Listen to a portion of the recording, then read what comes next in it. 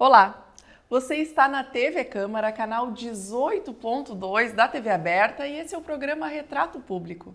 Neste programa, estamos recebendo o Coronel Vargas, o vereador do PL aqui da Câmara de Santa Maria, um dos vereadores do PL aqui da Câmara de Santa Maria. Vereador, é um prazer receber o senhor aqui no estúdio da TV Câmara, mais uma vez no Retrato Público, para falar um pouco do seu mandato, das suas ideias. Camila, eu tenho que fazer um agradecimento também, né? Porque eu tenho um orgulho muito grande da nossa TV Câmara, né? Desde o primeiro momento em que cheguei aqui na casa, tendo em vista até da gente também ter uma questão bem ligada à televisão, nosso programa, né? E a equipe toda eu me aproximei muito, né? E a gente tem esse orgulho, então, justamente pelo fato da gente ter conseguido também uns equipamentos, né? Bem melhores para nós fazermos com que todas as informações, tudo que se passa dentro da Casa Legislativa possa chegar lá na ponta, né? Que é a nossa comunidade e para quem nós trabalhamos. O senhor começa agora o seu quarto mandato, né? Está em curso do quarto mandato. O que lhe motivou a colocar o seu nome mais uma vez à disposição da população? Camila, é legal essa pergunta aí, porque é o seguinte, lá na primeira vez, né, eu ainda na ativa da Brigada Militar, em 2012, eu recebo este convite para concorrer. E aí num determinado momento, fiquei na dúvida, né? Aí vem a questão familiar, fala com a família, o que vocês acham. Bom, eu estou prestes a ir para a reserva da Brigada Militar. Então, com base nisso, eu vou colocar o meu nome. Muitas pessoas me cobravam isso, né? Que eu deveria estar aqui para auxiliar ainda mais. Bem, com base nisso, desde lá, então, a situação ela vem se repetindo. E nós temos sempre um determinado momento que a gente diz, olha, eu acho que essa vai ser a minha última legislatura, né? Nós vamos parar, mas não paramos e estamos já na quarta legislatura. Tudo isso por quê, Camila? Porque o trabalho do vereador, né? O trabalho lá na ponta, na rua, ele nos traz uma resposta muito grande. E isso nos satisfaz, né? Quando a gente pode ajudar. Por isso somos chamados, né, de servidores públicos. Então, nós servimos a comunidade. E esse servir a comunidade, quando a comunidade recebe aquilo que ela deve receber, nós ficamos satisfeitos, né? E a gente acaba, então, renovando esse contrato, como nós brincamos aqui na Câmara, né? De 4 em 4 anos, colocamos novamente o nosso nome para que a comunidade, gostando, permanece, não gostando, muito obrigado pelo que já fez, né? Então, isso me motivou a colocar mais uma vez o meu nome, né, nesta próxima legislatura, que estamos em vigência aqui, que tem um período, então, de mais 4 anos. A sua motivação de legislar não mudou, mas teve algumas coisinhas que mudaram ao longo desse tempo. Por exemplo, o seu partido, né? Sim. O senhor começou no PSDB, passou pelo PP e hoje é do PL. Como é que foi essa transição e por que o senhor decidiu mudar o partido? Interessante para que a comunidade tenha conhecimento. Exatamente disso que tu falou. Mas vem cá, por que o Coronel Vargas iniciou lá no PSDB e é importante isso, por quê? Camila, aqui dentro da casa, nós verificamos e eu pude ter um ensinamento muito grande no fato de que a questão partidária, o partido, a ideologia de um determinado partido, ela é importante, claro que é, mas é muito mais importante a pessoa. Então, eu estou no meu terceiro partido. Por que, Coronel, que saiu do PSDB, depois saiu do PP, hoje está no PL? Justamente porque eu tomei essa decisão diante das coisas que vinham acontecendo dentro do PSDB, depois dentro do PP, fiz a opção para vir para o PL. Mas eu digo o seguinte, que é muito agradável tu receber da comunidade o mesmo tratamento, independente do partido que tu estás militando. Então, fica caracterizado ainda mais que o partido não interessa tanto. O que interessa é o trabalho, né, individualizado de cada vereador. A sua experiência na Brigada Militar, né, lhe qualifica como para ser vereador, no que facilita o seu mandato? Aí nós voltamos também lá naquele momento em que eu tomo a decisão em colocar o meu nome. Porque eu sempre fui, né, desde tenente, eu sempre fui um brigadiano de rua. Eu sempre gostei de estar na rua, mesmo tendo responsabilidades administrativas, né, dentro da corporação, eu sempre gostei de estar na rua. E esse estar na rua, nós temos uma visão muito além do ponto segurança pública. Ou seja, nós verificamos lá o problema da iluminação, o problema do buraco, o problema do saneamento. Então, pessoas que não têm locais de diversão, aquela gurizada lá do bairro que não tem um campinho para jogar uma bola, tudo isso tem o reflexo direto na segurança pública. E com base nisso foi que eu me auto-incentivei para vir para esta casa e adotar as posturas de um vereador na questão fiscalizador e apoiador para o executivo executar, como o próprio nome já diz, executar essas demandas que dificultam a comunidade lá na ponta e que também tem o reflexo na segurança pública. Então, tudo isso é um grande diagnóstico, Camila. O senhor foi secretário de Mobilidade Urbana também, né? Essa experiência também lhe qualifica a propor algumas mudanças no plano diretor e também na questão do transporte público que estamos discutindo agora. O que o senhor traz de ideias, de proposições nessas áreas? Camila, o prefeito Jorge Possobon, lá em 2017, 2018, me faz o convite para mim ir para assumir uma secretaria. Tendo em vista de nós estarmos dentro do processo, né, em ebulição, eu aceitei esse desafio, justamente para que eu pudesse também fazer uma observação lá no outro lado do balcão, como nós brincamos, né? Aqui nós fiscalizamos, cobramos, lá se executa. Aí foi que eu tomei essa decisão, em estar lá.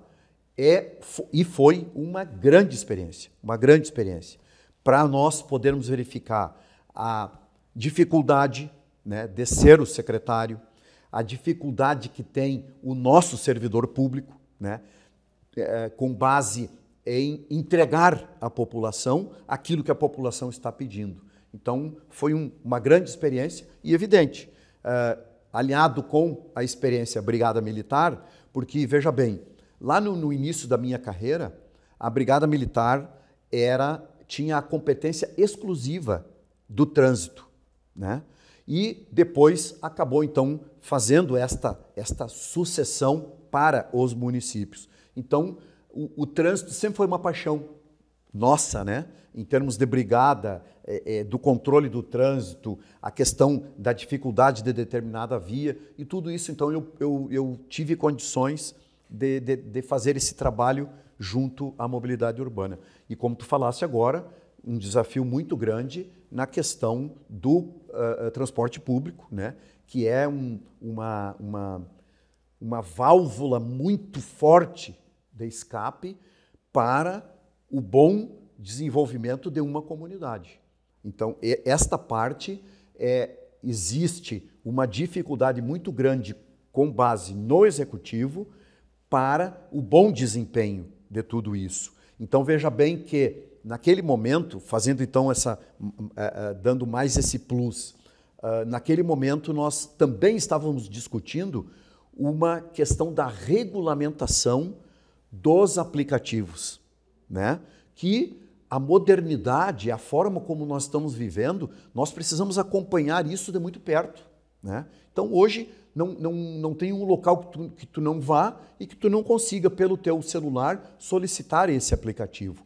E aí vem, então, o reflexo direto na questão transporte público, né? O aplicativo, valores, né? A planta do transporte público, como funciona. Então, tudo isso é um trabalho muito, muito metódico em que o município está agora diante, novamente, desta encruzilhada, vamos dizer assim, para dar uma resposta para a comunidade. E com base na sua experiência, por que será que essa questão dos aplicativos ela não é regulamentada aqui em Santa Maria? É uma pauta que veio para casa, o senhor já estava aqui, sim, mas ela acabou não avançando, não prosperou? Camila, a questão dos nossos táxis, né? A nossa frota de táxi é aquela regular, né? do taxista que é fiscalizado pela prefeitura, ele tem a questão do veículo dele vistoriado, ele paga os impostos que estão afetos a este trabalho. Tudo isto acaba entrando em choque com os aplicativos. Por que isso? Porque daqui um pouco, né, o Vargas resolve colocar o carro dele, que está aqui na garagem, à disposição de um aplicativo. E isto, dentro das plataformas que nós temos hoje, é muito fácil de se fazer. E até como uma espécie aí, ó, de bico, como a gente diz, né? É uma questão suplementar à minha renda que eu já tenho. Daqui um pouco eu tenho uma tarde livre e eu coloco o meu carro. Então, isso também é um fator de discussão e uma discussão muito forte que está adormecida aqui na casa. Está adormecida aqui na casa, por quê? Porque o nosso taxista, lá na ponta, ele tem todo um custo para que o táxi dele esteja rodando. E o sujeito lá do aplicativo, muitas vezes até, esses valores saem aqui de Santa Maria, né, dentro de determinadas plataformas, saem aqui de Santa Maria e vão para outros municípios, inclusive até fora do estado, e que acaba não trazendo o recolhimento do imposto devido para gasto aqui da nossa própria cidade. Então, eu acho que vale a pena nós voltarmos, e precisamos fazer isso, voltarmos nesse debate. É uma realidade, né, que precisa avançar, né? Exato. Sabemos da questão dos táxis e talvez seja até uma disputa desleal, né, com os taxistas, sim, que é isso que o senhor coloca, mas é uma realidade que não vai retroceder. É uma realidade, exatamente isso. É uma realidade que não vai retroceder. Então, nós precisamos encontrarmos aí um ponto de equilíbrio, né? E é justamente isso que é o grande trabalho prestado pelo vereador, é justamente isso, né? Fazer com que esse ponto de equilíbrio entre a comunidade e o executivo, né? Fazer esse ponto de equilíbrio para que todos saiam aí de forma favorável. Logo no começo do seu mandato, o senhor citou que quer reativar a ideia das escolas cívicos militares que estão previstas em lei, certo, que também não avançou aqui em Santa Maria. Fale mais sobre esse projeto. Camila, a questão da escola cívico-militar, tem algumas pessoas que têm uma ideia de que estariam colocando uma militarização nas escolas. Não, não é isso, não é isso. Por exemplo, a escola que foi apontada aqui como uma primeira experiência na escola cívico-militar foi a Nossa Senhora da Conceição, tá? Lá na Conceição, aonde lá tem uma faixa etária que varia de 6, 7 anos de idade, as crianças, e que os valores que são trabalhados na escola cívico-militar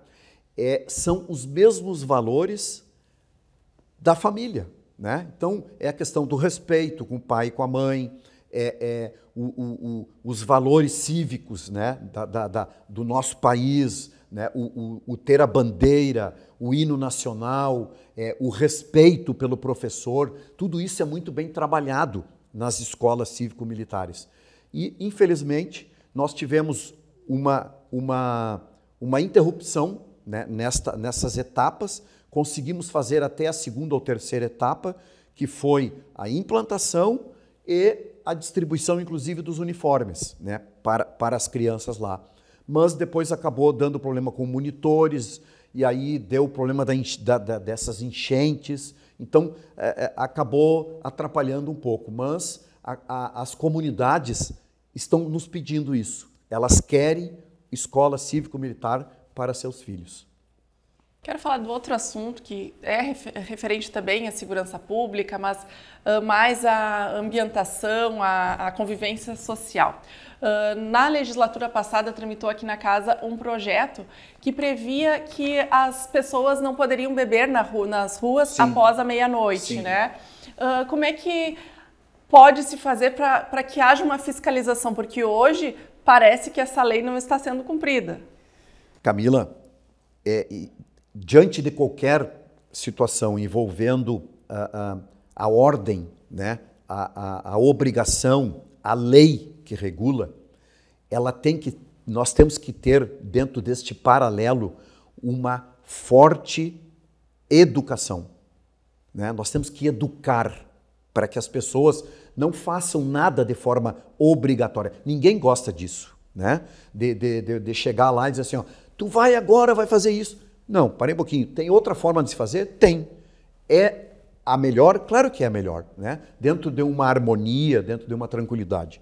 Com base nisso, o que vinha acontecendo em Santa Maria, e isso que levou o nosso vereador, sempre vereador, hoje secretário de Segurança, né, daqui do município, o delegado Getúlio, da Polícia Federal, e eu fui um dos apoiadores dele na questão envolvendo este projeto, para que essas pessoas, dentro do consumo da meia-noite até às 7 horas da manhã, têm um único objetivo, é não causar problemas na perturbação do sossego público para essas pessoas que no outro dia têm que acordar muito cedo, têm que trabalhar e essas pessoas ficam de algazarra, bebendo em determinados locais. É um problema crítico em Santa Maria. Desde o meu tempo de tenente, né, nós tínhamos ali a Praça Saturnino, que depois ficou conhecido como a Praça do Brama, em que tinha uma série de bares ali e que a juventude, né, os nossos jovens iam para lá.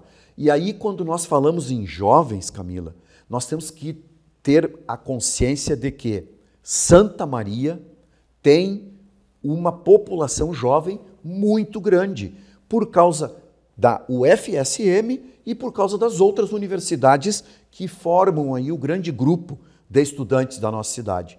E todos nós fomos estudantes. Nós passamos lá pelos nossos 18 anos, 19 anos, do vestibular, aquela coisa toda, como tu também passaste.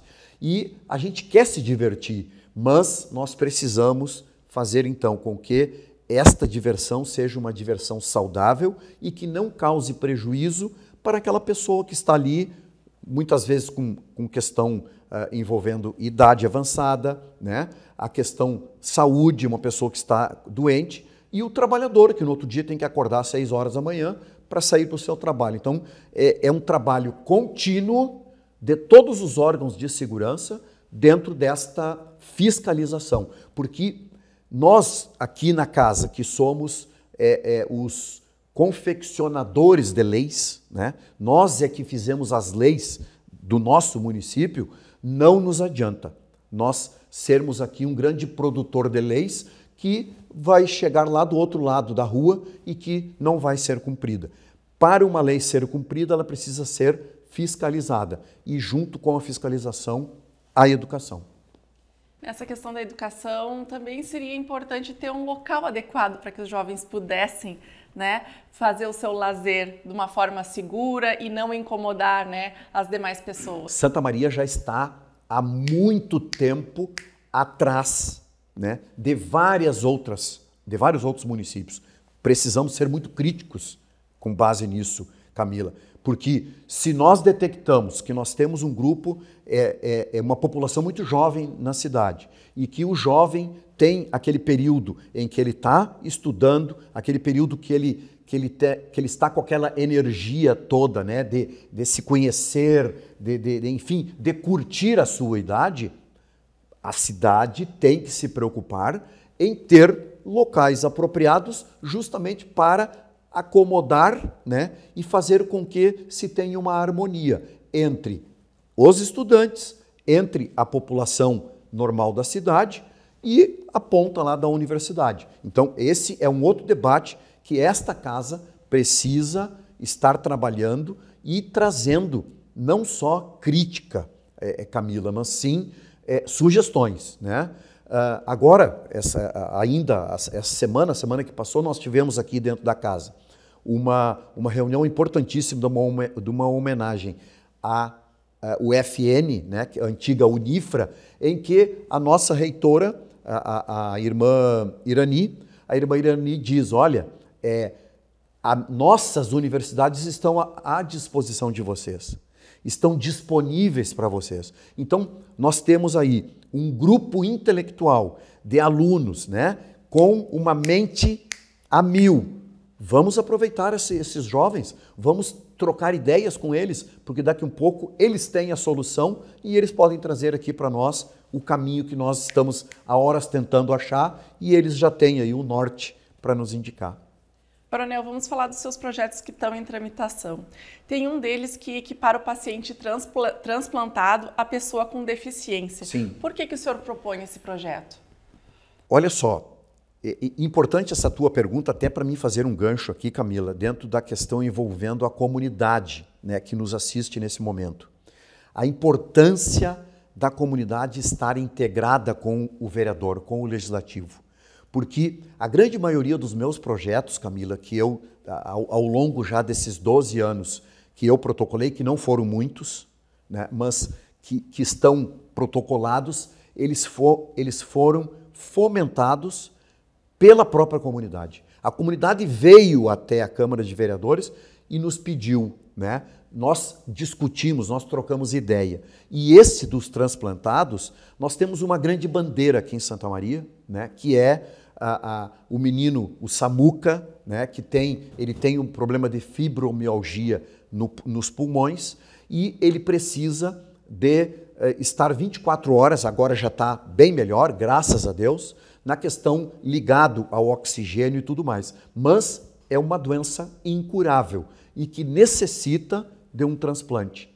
E esse transplantado, ele precisa ter os olhos voltados a ele de forma diferente. Então, por isso que, por intermédio de outros municípios que já fizeram, né, e pela ideia da mãe do Samuca, que nos trouxe aqui a ideia, e nós estamos protocolando, então, este projeto justamente para uma proteção, né, para este transplantado, para que ele, dentro deste período pós-transplante, ele consiga ter uma vida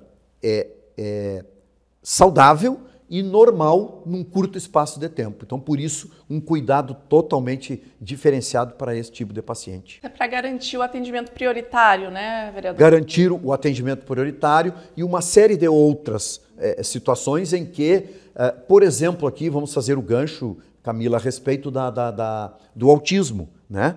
Nós temos um paciente com autismo e nós estamos já identificando eles, né? Com agora o cordãozinho que tem toda uma identificação do autista. Por quê? Porque a gente não consegue detectar, é autista, não é autista? Sim, ele é autista e ele precisa ter cuidados, né, diferenciados. Então, por isso, a legislação tem que proteger esse tipo de paciente também.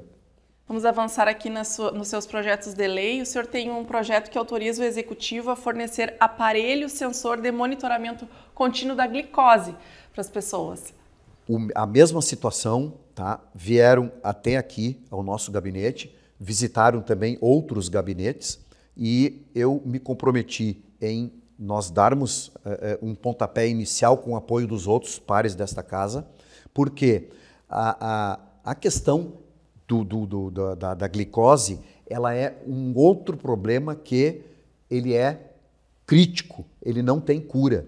Então, a tecnologia hoje está colocando um sensor no paciente e esse sensor, ele acusa quando está com a glicose muito alta ou muito baixa e que dá uma crise muito forte nesta pessoa, inclusive podendo até levar a óbito, e que ele desperta e se pode ter o controle pelo aparelho celular. Então, é uma situação difícil de se implantar, é difícil, mas nós não podemos desistir. Temos que seguir em frente para apoiar também este grupo aí de pessoas que carregam com elas, né, esse problema de saúde. Vereador, só mais um projetinho antes da gente acabar. Tem um projeto que institui o programa Banco de Materiais Ortopédicos aqui, né? Para as pessoas em vulnerabilidade social que são atendidas pelo SUS. Tivemos o contato com um aluno da UFN, né? Nossa antiga Unifra, em que a questão toda da fisioterapia lá traz até nós vários equipamentos que as pessoas usam num determinado período e que depois elas não utilizam mais, né? Uma tipóia, enfim, uma bengala, né? um andador, vários materiais e que naquele período em que a pessoa necessita utilizar, está ali à disposição, logo em seguida é jogado no lado. Então aí entra uma força-tarefa para que essas pessoas entreguem esse material para a prefeitura e a prefeitura, o executivo, ter um local acessível e todo ele com protocolos, né, para alcançar para pessoas que não têm condições de adquirir esses materiais, inclusive alguns bastante caros, né, como nós vimos aí junto à PAI, por exemplo, que tem uma oficina específica a respeito desse tipo de material, mas que nós, fazendo então esta grande divulgação, o executivo pode pegar esse material e repassar para pessoas credenciadas aí que a gente sabe que tem problemas e tudo mais financeiros, enfim, e que pode alcançar e trazer uma boa recuperação e uma vida mais saudável com esse tipo de material no seu desenvolvimento. Vereador, agora de forma breve, eu gostaria que o senhor falasse para o telespectador quais são as próximas pautas que o senhor está planejando até o fim do ano, o que o senhor pretende fomentar da discussão aqui na Câmara, quais são os seus planos? Camila, a gente vem de uma organização militar, né, brigada militar, e que nós trabalhamos muito com planejamento, né? A segurança pública, ela precisa estar sempre à frente, né? E mesmo assim, às vezes, a própria segurança, ela tem alguns tombos aí, né? Com base nisso que tu me falasse agora, a questão envolvendo o planejamento, nós temos um planejamento estratégico de 2025 a 2028. Com base nisso, todo o mote ele vem muito na parte da saúde, tá? Que é as perguntas que tu falasse agora, que tu perguntou a respeito desses projetos, né? Que estão chegando muito dentro do gabinete e nós estamos atingindo aí umas metas muito interessantes. E a questão segurança pública. Por quê? São 43 anos de serviço público, né? Somando Brigada Militar e aqui a Casa Legislativa, eu estou fechando 43 anos de forma ininterrupta.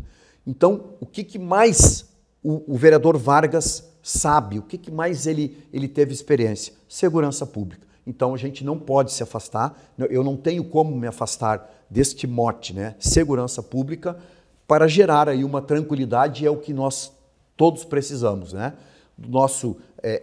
Na nossa casa, no nosso ambiente de trabalho, no nosso deslocamento de casa para o trabalho, a nossa diversão, tudo está interligado com a segurança pública. E temos aí um vasto trabalho a ser desenvolvido durante esses 4 anos voltados à segurança pública e agora, com o município tendo uma nova secretaria, está com essa Secretaria de Segurança Pública e que nós vamos poder aí apoiar de forma direta o município, né, com uma boa implementação e um bom desenvolvimento dessa secretaria. E se alguém tiver alguma sugestão na área da segurança pública ou então em outras áreas que acha que o senhor pode dar andamento, né? Qualquer demanda que tenha, quero falar com o vereador Coronel Vargas, como é que eu faço? Importantíssimo isso, e aí reforça aquilo que nós iniciamos ali a nossa fala, que é esta interação, Camila, da comunidade com o seu vereador.